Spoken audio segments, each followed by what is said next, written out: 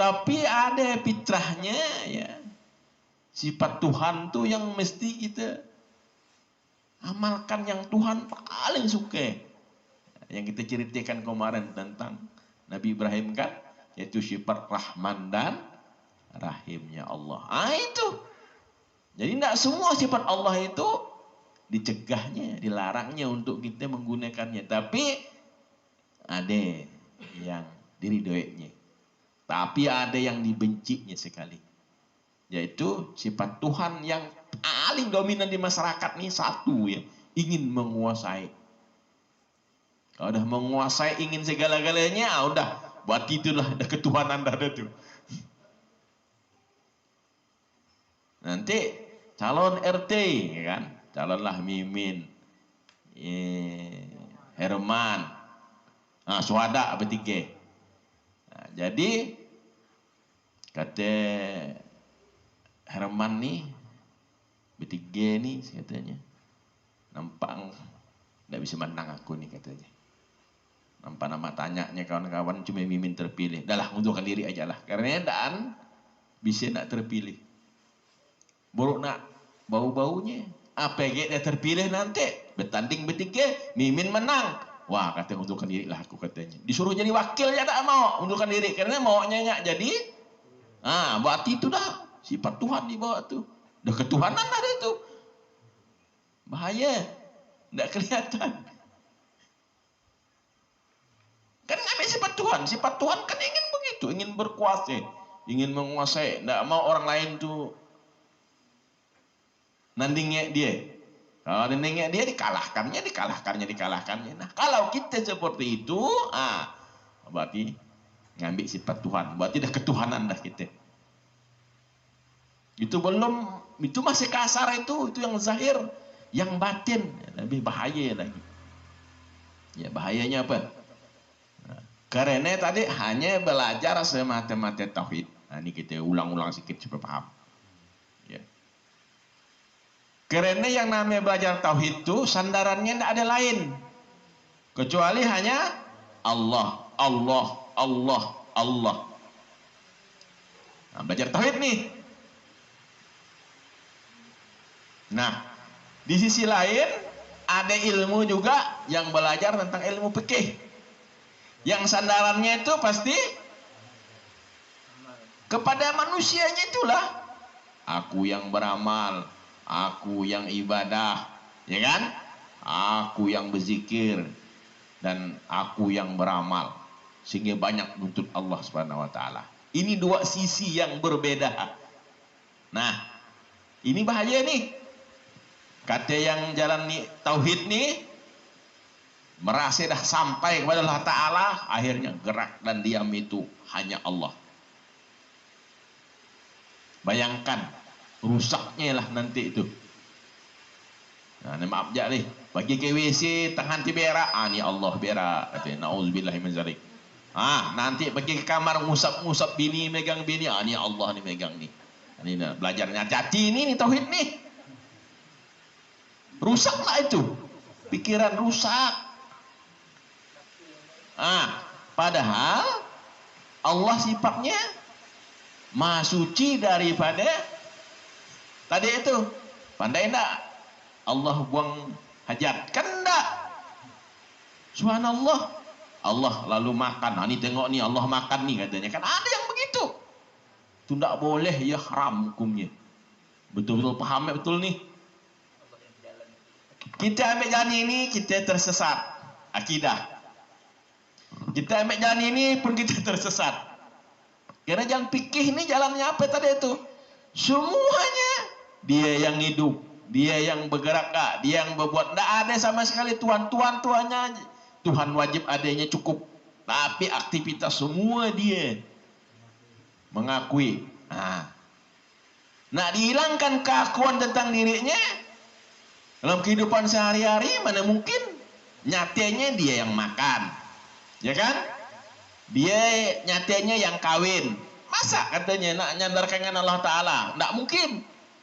Betul kah? Yang ini salah kah? Ini bagaimana jalannya? Kan perlu ilmu. Yang kita harapkan tuh jalan antara dua jalan ini harus kita satukan, bawa ke jalan tengah. Ihdinas sirotol. Ah, ini jangan sembarangan ngaji ilmu ya, hati-hati. Nah, bukan berarti kita meninggalkan nak makan, nak kawin, bukan. Tapi ngakui kita yang makan, yang kawin pun salah enggak? Ah, kan serba salah. Ini pun serba salah.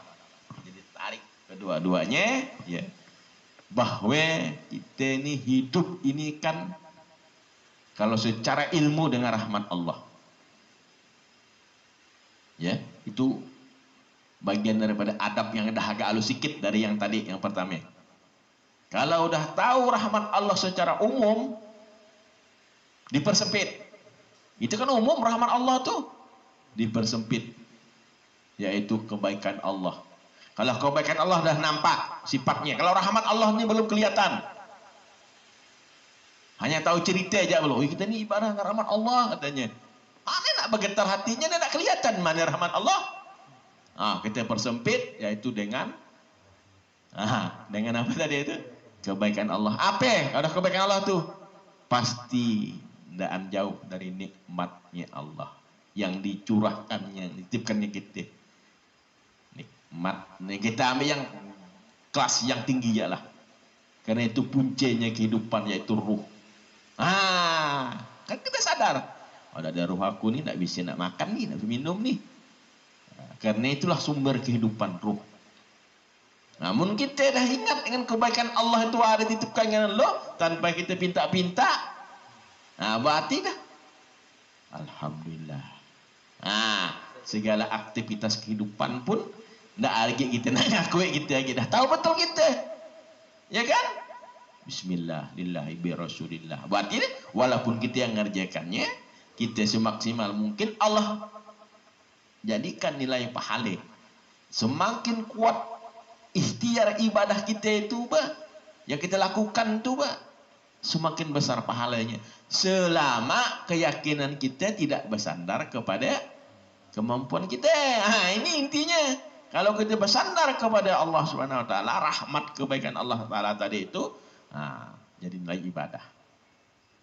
Kan bisa disatukan.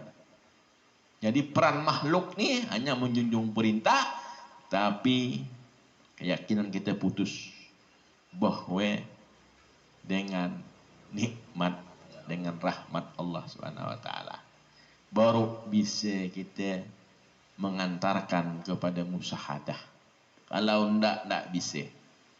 Tak akan sampai bila pun tak bisa. Karena Allah tidak akan mendudukkan seseorang hamba itu ke makam yang lebih tinggi, yang bawah belum genah, tak akan bisa. Dah sunnatullah itu. Jadi jangan hati-hati ya. Memahami ilmu sekarang hati-hati. Macam ilmu laduni inilah biasa nih. Katanya aku dapat ilmu laduni, kata ilmu apa? Ilmu laduni katanya. Macam dibuat macam tukang urut. Kalau tukang urut tuh dan belajar bisa. Tapi kalau ilmu laduni itu buah daripada mengamalkan amalan sunnah. Itu buahnya. Karena ada hadisnya.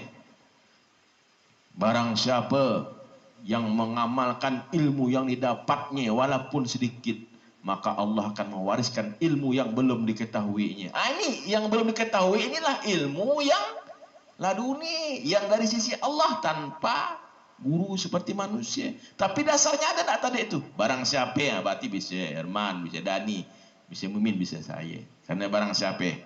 Tapi yang mengamalkan ilmu yang didapatnya, didapatnya berarti belajar, bukan datang seorang. Ada gurunya pun harus ada nasabnya. Ada ilmu lillahi bi rasulillah baru bisa. Contoh, kalau kita hanya diberi guru, amalkan lah kata guru, bismillah, bismillah, bismillah. Nah, bismillah itu ada hadis yang mengatakan bahwa amalan bismillah itu ada kan? Berarti udah kita bi rasul. Ketika kita ngamalkan itu betul-betul mencari kehendak Allah Ta'ala, suatu saat Allah akan ilhamkan, Allah akan berikan yang namanya tadi ilmu dari sisinya. Tanpa kita belajar yang lain pun kita Oh, paham saya. Dari dalam bisa memahami. Oh. Tapi dasar tadi itu. Ini tak ada. Enggak, bi Rasulillah. Lalu ngamalkan lain. Lalu cari kelagi Ka'bah. Berendam dalam Ka'bah gitu. Dia enggak tuntutan macam bi Rasulillah di Telaga Ka'bah. Ketika dia ngaku 7 Jumat ya. Lalu datang wangsit katanya aku katanya. Itu bukan dari Allah Subhanahu wa taala berarti. Ya hati-hati ya. Ini dasar betul nih. Ya, baik ilmunya harus dasarnya betul, amalnya harus dasar betul, dan adabnya karena tidak bisa dipisahkan. Ini belajar adabnya kita bulan-bulan nih belum mantap masih. Nah, bagaimana nak dikatakan belajar dengan Tuhan? Kan ada berkembang masalah itu. Tidak perlu lagi majelis taklim katanya. Kecil kita tuh katanya. Ada. Karena dia dah tiap malam katanya diajar oleh Tuhan. Ilmu laduni. Tak semudah itu. Nah, Allah aja nak ngangkat Rasul Nabi itu dipilihnya dulu. Kan sembarangan. Cuma di sisi Allah itu Allah yang lebih tahu.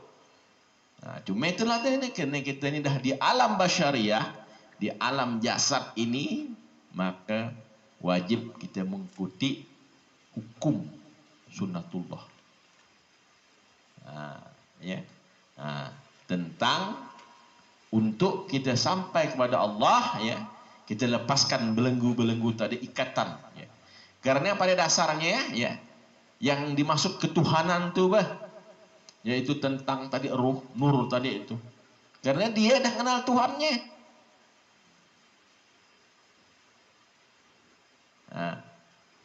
Jadi mau kita halang-halangnya dengan sifat yang jelek, tidak akan muncul sinar cahaya yang dikatakan nur ma'rifatullah, tidak akan bisa.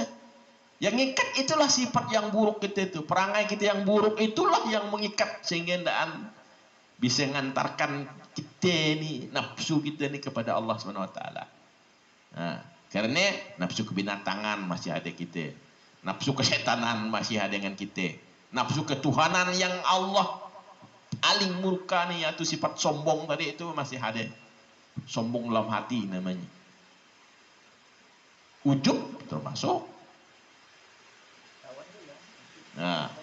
Kalau sombong itu sifatnya udah terjahir dari dalam, udah keluar. Berjalan dah begini, itu kan tampak tuh. Kan? Itu. Kalau masih ujub tuh sifat di dalam. Tapi bakal cekal akan lahir yang namanya kesombongan. Ya. Jadi kenal betul-betul tuh ya.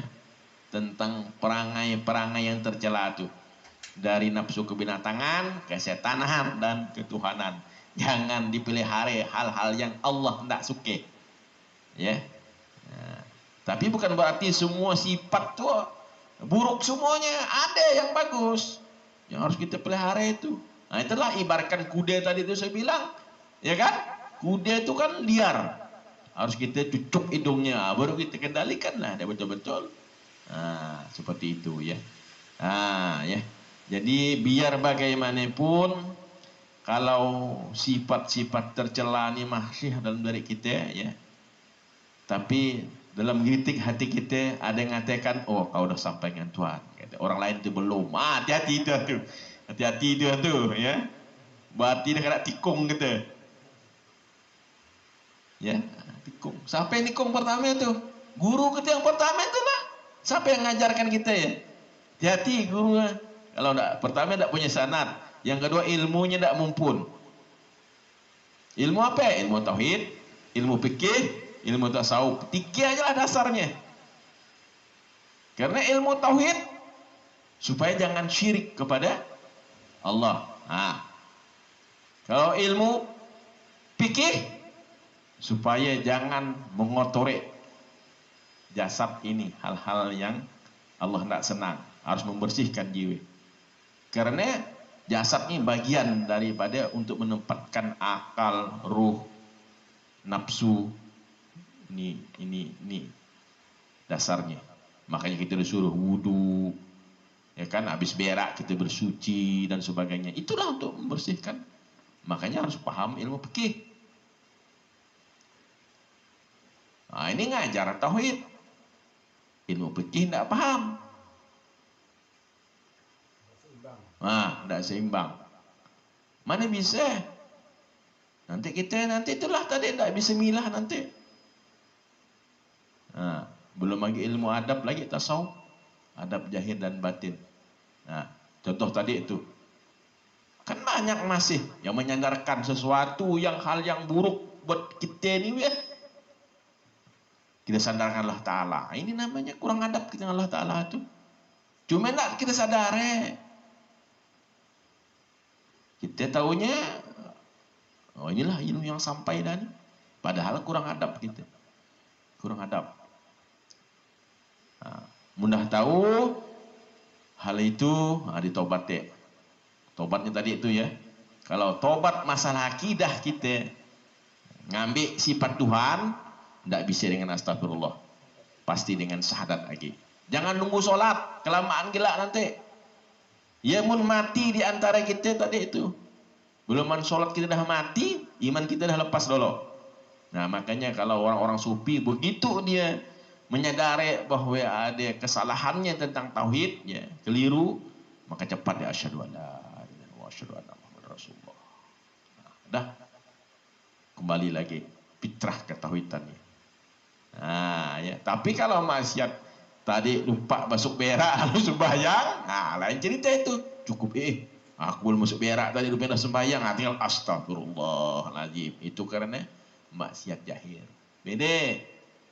Nah, ini ilmu, hati-hati. Ya. Nah, paham nih ya tentang dua jalan. Ya. Ya. Karena jalan syariat, jalan hakikat itu tidak bisa dipisahkan. Untuk menyatukan dua jalan itu adalah ilmu hikmah, yaitu tasawuf. Kalau hikmah itulah bagian daripada ma'rifatullah. Nah, jadi jangan hanya tahu nyebut ilmu syariat, tarekat, hakikat, makrifat. Itu jadi buah bibir itu. Boleh tanya aja di masyarakat, tahu semuanya itu. Tapi ilmu syariat yang wajib, tahu enggak? Amal yang wajib, tahu enggak? Adab yang wajib, tahu enggak? Yang kedua, tarekatnya. Tarekat yang wajib, ilmunya, tahu enggak? Amalnya yang wajib, tahu enggak? Adabnya yang wajib, tahu enggak? Kedudukan yang di mana banyak kerjanya. Kalau tarekat itu kan kerjanya untuk di hati. Nah, belum lagi hakikat. Ilmu hakikat itu yang wajib, apa yang belajar? Amal yang wajib, apa yang perlu diamalkan? Adabnya yang wajib, apa yang perlu diamalkan? Itu hakikat. Ma'rifat lagi. Ilmu ma'rifat yang wajib tuntut apa? Amalnya, adabnya, karena tidak dipisahkan tiga itu. Kalau berpisah-pisah, udah rusaklah dia. Ingat itu, jangan dipisahkan, tidak bisa itu. Antara jalan syariat, tarekat, hakikat dan ma'rifat itu adalah satu paket. Tidak bisa dipisahkan. Karena dia ada dalam diri kita. Semuanya ada. Syariatnya tentang jasadnya, tarekat tentang hatinya, hakikat tentang ruhnya, makrifat tentang syirnya.